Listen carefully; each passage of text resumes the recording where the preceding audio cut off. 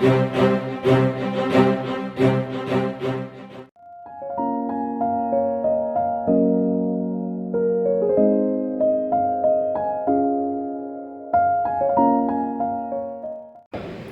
everyone, I am Vidya, working as an assistant professor in the Department of Physics, Vishavidhar College, Trichy. Welcome you all to the online presentation on the topic capacitors.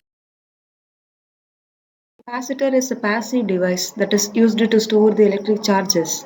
This is one of the essential components in an electric circuit. It stores the energy as like battery but in different way. These capacitors are available in various sizes and shapes for a variety of applications. This represents a symbol of capacitor which consists of two metal conducting plates connected in parallel which are separated by means of a dielectric material. This dielectric material will act as the insulator. To understand the working of the capacitor, let us consider the most basic structure of the capacitor in connection with the DC voltage.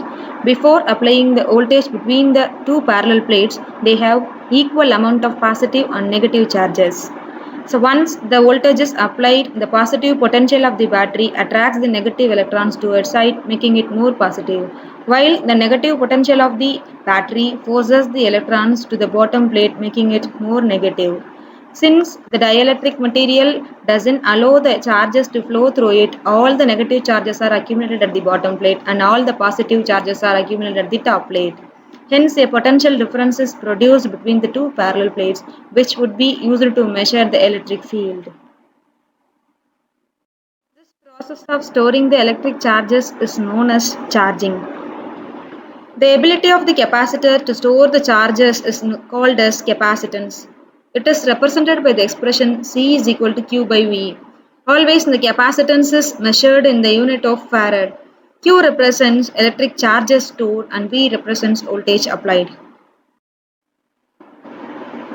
This can be demonstrated by means of a simple experiment by connecting the charged capacitor with an electric bulb.